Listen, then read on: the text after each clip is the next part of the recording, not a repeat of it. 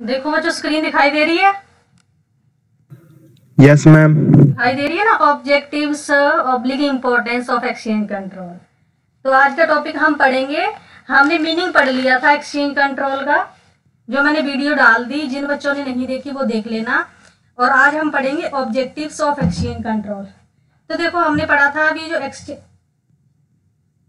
देखो दो रेट पढ़े थे। एक होता है मार्केट रेट। मार्केट रेट कौन सा होता है? वो एक्सचेंज रेट जो फॉरेन करेंसी की डिमांड एंड सप्लाई के द्वारा निर्धारित होता है, मार्केट एक्सचेंज रेट कहलाता है ना। तो जो मार्केट एक्सचेंज रेट है वो फ्लक्चुएटिंग होता है, मतलब टाइम टू टाइम वो चेंज होता रहता है। और एक रेट हमने पढ़ा था ऑफिशियल रेट। ऑफिशियल रेट कौन सा होता है? जो गवर्नमेंट के द्वारा डिसाइड किया जाता है। तो अगर हम प्रेजेंट की बात करें तो जो फॉरेन एक्सचेंज रेट चल रहा है वो कौन सा चल रहा है? फ्लेक्सिबल एक्सचेंज रेट, मतलब फ्लक्चुएटिंग है। तो ये क्या कहते हैं, कई बार ना, मतलब जो कई बार कंट्रीज जो होती हैं वो फ्लेक्सिबल एक्सचेंज रेट से सेटिस्फाई, वो उन कंट्री की गवर्नमेंट क्या करती है? एक्सचेंज कंट्रोल को अडॉप्ट करती है। तो एक्सचेंज कंट्रोल होता क्या है? एक्सचेंज कंट्रोल का मतलब होता है, देखो फॉरेन एक्सचेंज मार्केट में जितनी भी फॉरेन करेंसी की जो सेल परचेज होती है वो किसके थ्रू होगी? गवर्नमेंट के थ्रू होगी। जो भी फॉरेन करेंसी परचेज की जाएगी, जो भी फॉरेन करेंसी सेल की जाएगी, वो गवर्नमेंट से परमिशन लेनी होगी, गवर्नमेंट के थ्रू ही होगी।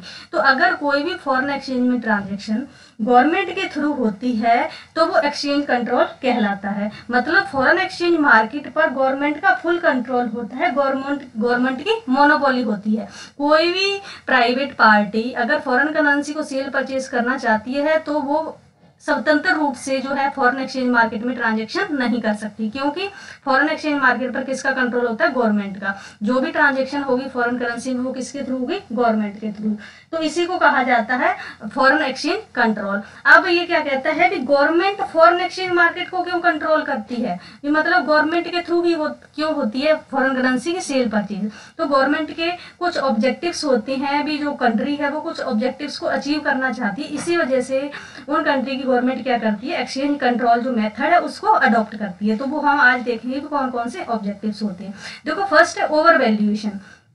ओवर वैल्यूएशन को हम सिंपल उससे समझते हैं, एग्जांपल से। ओवर वैल्यूएशन में क्या होता है? हमारी जो डोमेस्टिक करेंसी है उसकी जो एक्सटर्नल वैल्यू है वो इंक्रीज कर दी जाती है। जैसे हमने एग्जांपल ले लिया, $1 इज इक्वल टू 50 रुपीज। ये तो जो रेट है ये मार्केट के द्वारा निर्धारित है, मतलब फॉरेन करेंसी की डिमांड एंड सप्लाई के द्वारा निर्धारित किया गया है।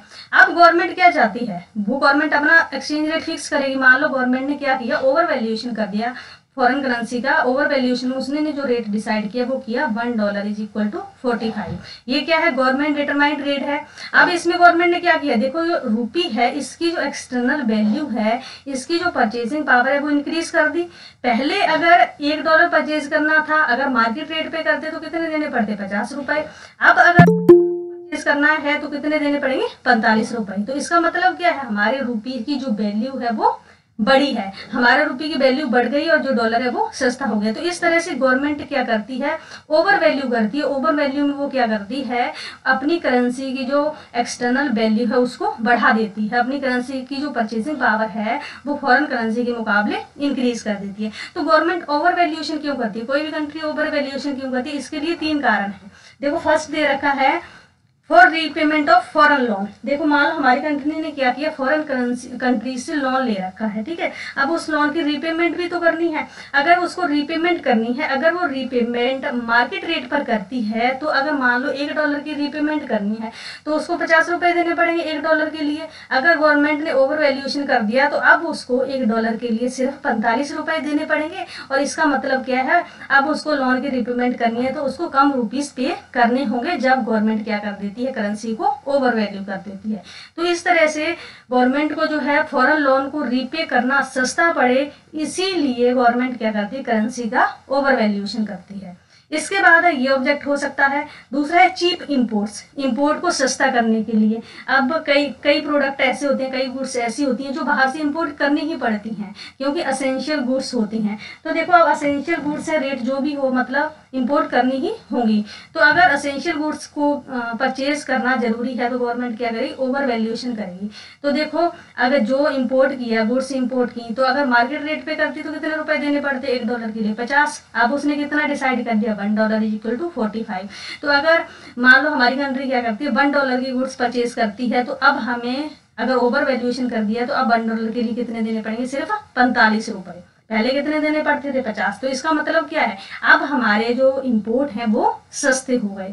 तो इस तरह से जो असेंशियल गुड्स हैं हमारी कंट्री के द्वारा जो इम्पोर्ट की जाती हैं, उनका रेट कम करने के लिए हमें कम बर्डन जो है, फाइनेंशियल बर्डन बियर करना पड़े, उसके लिए क्या किया जाता है, ओवर वैल्यूएशन। इसी तरह थर्ड इसका ऑब्जेक्ट हो सकता है एक्सपेंसिव एक्सपोर्ट भी। ओवर वैल्यूएशन करने से जो हमारी कंट्री एक्सपोर्ट करती है वो क्या हो जाती है, महंगे हो जाते हैं। अब एक्सपोर्ट महंगे क्यों करना चाहते हैं, ये देखो ये क्या कहते हैं, टू कंट्रोल इंटरनल प्राइसेस। अब मान लो एक्सपोर्ट को महंगे करने के पीछे क्या करना है, जैसे हमारी कंट्री में प्रोडक्शन की सारी प्रोडक्शन मान लो अगर हम दूसरी कंट्रीज को एक्सपोर्ट कर देते हैं, तो हमारी कंट्री में भी तो प्रोडक्शन को कंज्यूम किया जाएगा, तो हमें भी तो प्रोडक्शन चाहिए। तो जब ज़्यादा से ज़्यादा प्रोडक्शन जो है एक्सपोर्ट की जाएगी, तो हमारी कंट्री में क्या हो जाएगी, उस प्रोडक्ट की सप्लाई तो कम हो जाएगी और डिमांड जो है बढ़ जाएगी। तो जब डिमांड बढ़ जाएगी तो हमारी कंट्री के अंदर क्या होगा, प्राइसेस बढ़ेंगे। तो उस प्राइस को चेंज करने के लिए, मतलब जो इंटरनल प्राइसेस जो बढ़ते हैं उनको कंट्रोल करने के लिए जो एक्सपोर्ट्स हैं उनको महंगा किया जाता है। अब एक्सपोर्ट महंगे कैसे होंगे, ओवर वैल्यूएशन करने से।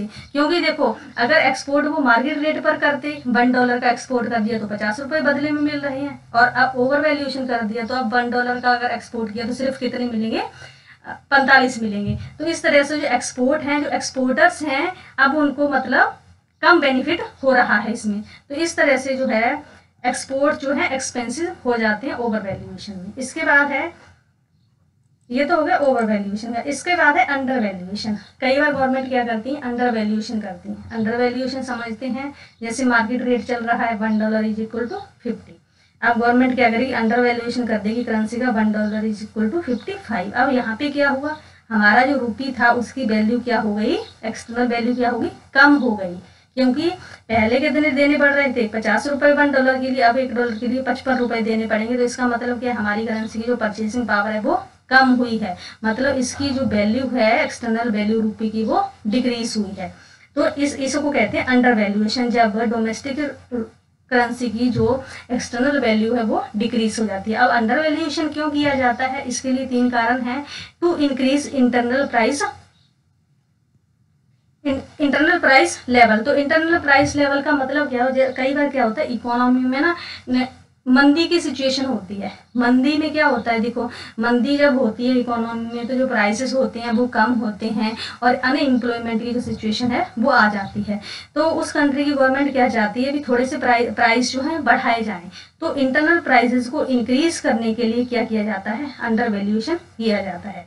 अब इसके बाद है इंक्रीज एक्सपोर्ट्स। एक्सपोर्ट्स को प्रमोट करना चाहती है। एक्सपोर्ट प्रमोट कैसे होंगे, ये क्या कहता है, देखो अगर मार्केट रेट पर एक्सपोर्ट करते तो $1 के बदले में सिर्फ 50 रुपए मिलते। अगर इस रेट पे करेंगे तो अगर $1 का जो है एक्सपोर्ट किया तो कितने रुपए मिलेंगे बाद में, डोमेस्टिक मैन्युफैक्चरर को 55 रुपीज़। तो जब ज़्यादा रुपए मिल रहे हैं तो इससे क्या होगा, एक्सपोर्ट जो है बढ़ेंगे। अब एक्सपोर्ट बढ़ते हैं तो हमारा, मान लो हमारी कंट्री का जो बैलेंस ऑफ पेमेंट अगर वो नेगेटिव है, मतलब हमारी इम्पोर्ट ज़्यादा है एक्सपोर्ट से, तो जब हमारे एक्सपोर्ट बढ़ेंगे तो ऑटोमेटिक है कि जो एडवर्स बैलेंस ऑफ पेमेंट है वो किसमें करेक्ट हो जाएगा, फेवरेबल बैलेंस ऑफ। इसी तरह से डिक्रीज इन इम्पोर्ट्स जो है महंगे, इम्पोर्ट डिक्रीज होंगे, इम्पोर्ट कम होंगे। क्योंकि पहले क्या था, इम्पोर्ट सस्ते पड़ रहे थे मार्केट रेट पर, क्योंकि $1 के लिए सिर्फ 50 रुपए देने पड़ रहे थे। अब जो इम्पोर्ट है वो महंगे हो गए, क्योंकि अगर $1 का परचेज किया है हमने तो हमें कितने देने पड़ेंगे, 55। तो इसमें क्या होता है, जो इम्पोर्ट्स होते हैं वो महंगे हो जाते हैं और जो एक्सपोर्ट्स हैं वो बढ़ जाते हैं। तो देखो जो एडवर्स बैलेंस ऑफ पेमेंट होता है वो ऑटोमेटिक क्या होता है, फेवरेबल बैलेंस ऑफ पेमेंट में कन्वर्ट हो जाता है। क्योंकि एक्सपोर्ट बढ़ेंगे और इम्पोर्ट कम होंगे तो क्या हो जाएगा, किसकी तरफ जाएगा, वो फेवरेबल बैलेंस ऑफ पेमेंट की तरफ। तो इस तरह से गवर्नमेंट क्या करती है, या तो करेंसी का अंडर वैल्यूएशन करती है या फिर ओवर वैल्यूएशन। इसके बाद है थर्ड जो ऑब्जेक्ट है वो है to maintain exchange rate stability. तो देखो एक्सचेंज रेट स्टेबिलिटी किसका पर्पस था, आईएमएफ का भी पर्पस था। आईएमएफ क्या चाहता था, जितने भी मेंबर कंट्रीज हैं उनमें एक्सचेंज रेट स्टेबिलिटी को लेकर आना चाहता था। तो गवर्नमेंट भी कंट्री की क्या चाहती है, भी एक्सचेंज रेट स्टेबल होना चाहिए, जो फ्लक्चुएशंस आती हैं वो नहीं होनी चाहिए। तो इसके पीछे कारण क्या है, भी एक्सचेंज रेट स्टेबिलिटी वो क्यों चाहती है कंट्री, क्योंकि देखो जब एक्सचेंज रेट स्टेबल नहीं होगा, अगर फ्लैक्चुएटिंग होगा तो इससे क्या होगा, स्पेकुलेशन बढ़ता है। स्पेकुलेशन कैसे होता है, स्पेकुलेशन एक ऐसी एक्टिविटी है जिसमें स्पेकुलेटर क्या करते हैं, जब प्राइसेस करेंसी के काम होते हैं तब परचेज कर लेते हैं उस करेंसी को, जैसे ही उस करेंसी के प्राइसेस बढ़ते हैं वैसे ही उसको सेल कर देते हैं। तो इस तरह से वो क्या करते हैं, जो स्पेकुलेटर्स हैं वो प्राइसेस का जो है प्रॉफिट अर्न करते हैं। तो इस तरह से अगर एक्सचेंज रेट फ्लैक्चुएटिंग होंगे, बदलते रहेंगे, तो जो स्पेकुलेशन है उसको बढ़ावा मिलेगा। तो गवर्नमेंट क्या चाहती है, एक्सचेंज रेट स्टेबिलिटी को लेकर आना चाहती है। तो जब एक्सचेंज रेट स्टेबिलिटी होगी कंट्री में तो इससे क्या होगा, जो स्पेकुलेशन है उसका स्कोप खत्म हो जाएगा, स्पेकुलेशन कंट्रोल हो जाएगा। तो गवर्नमेंट स्पेकुलेशन को कंट्रोल करने के लिए ही एक्सचेंज रेट स्टेबिलिटी को लेकर आना चाहती है। अब स्पेकुलेशन कंट्रोल हो गया तो जो पैसा स्पेकुलेशन में खर्च किया जा रहा था, स्पेकुलेशन में जा रहा था, वो अब किस में यूज होगा, फॉरेन ट्रेड के लिए। तो इससे क्या होगा, जब डेवलपमेंटल एक्टिविटीज के लिए वो पैसा यूज किया जाएगा तो इससे क्या होगा, फॉरेन ट्रेड बढ़ेगी और इकोनॉमिक डेवलपमेंट होगा कंट्री का। तो ये 3 कारण हैं एक्सचेंज रेट स्टेबिलिटी लाने के पीछे।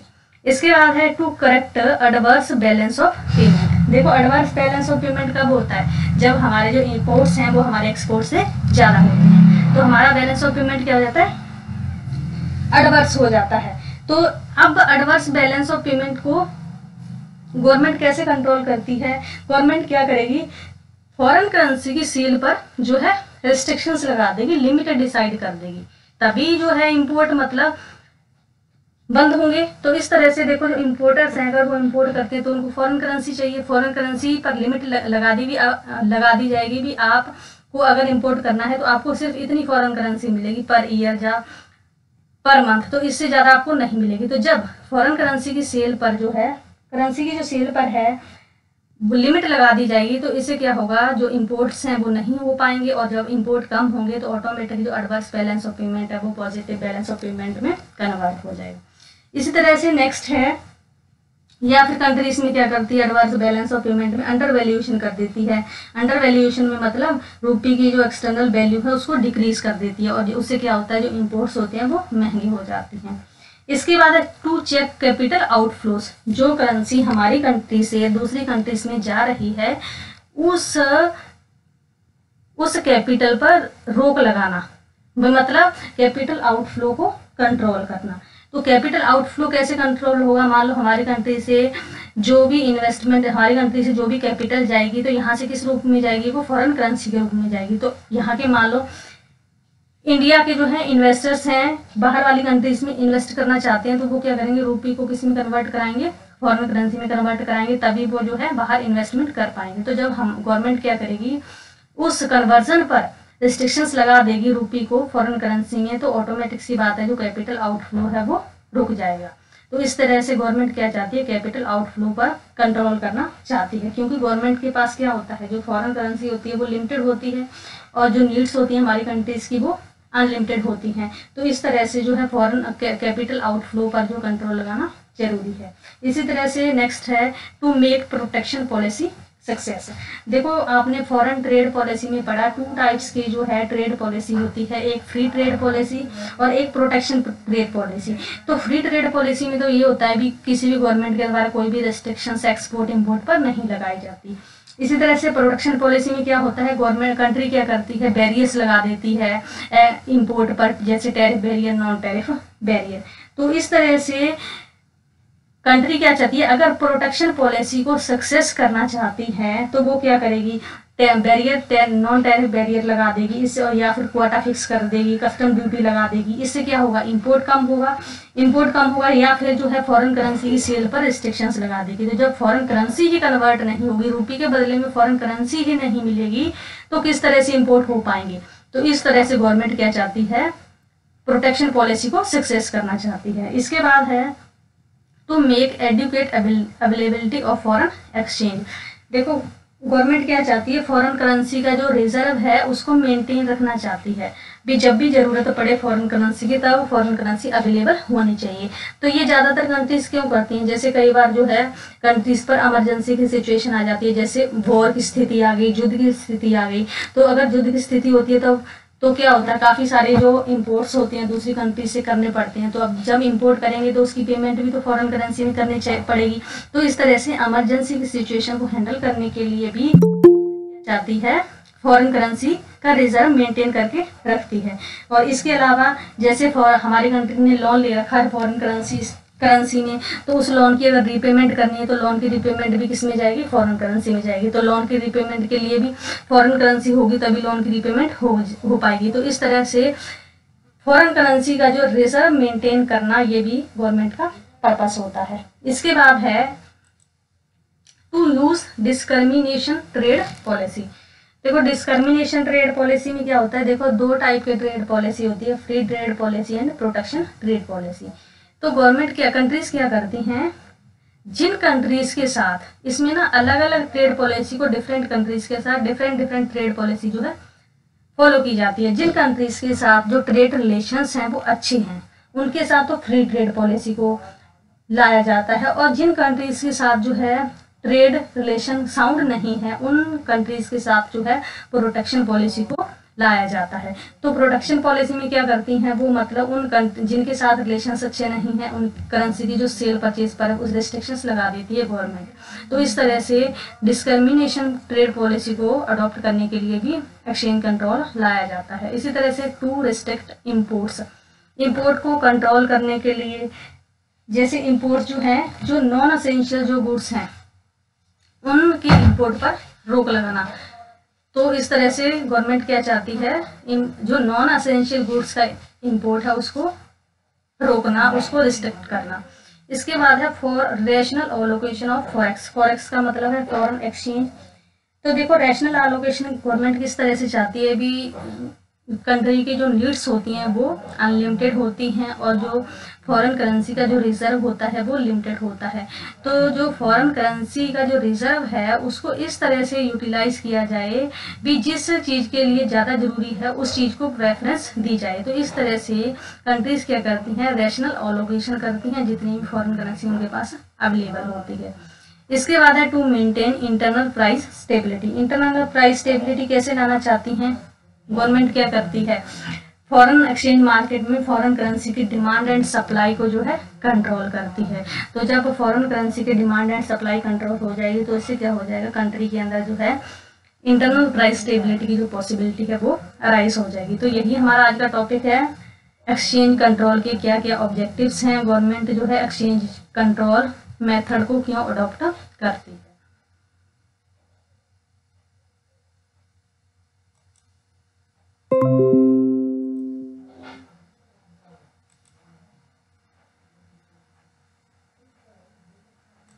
हाँ जी बच्चों, कुछ पूछना है तुम्हें?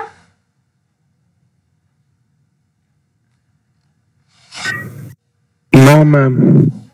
समझ आया तुम कुछ? पहले पिछले वाले वीडियो सुनना, तुम्हें तभी समझ आएगा, अदरवाइज ये टॉपिक समझ नहीं आएगा। Okay ma'am. ठीक है, पहले एक्सचेंज कंट्रोल का मीनिंग, एक्सचेंज कंट्रोल होता क्या है वो सुनना, फिर इसके बाद इसको देखना। ठीक है, अगर कोई क्वेश्चन हो आपका, अगर अभी है तो पूछ सकते हो, अगर नहीं है तो फिर कल इस टॉपिक को पढ़ के आना और फिर मुझे बताना कौन सी चीज़ आपको समझ नहीं आई।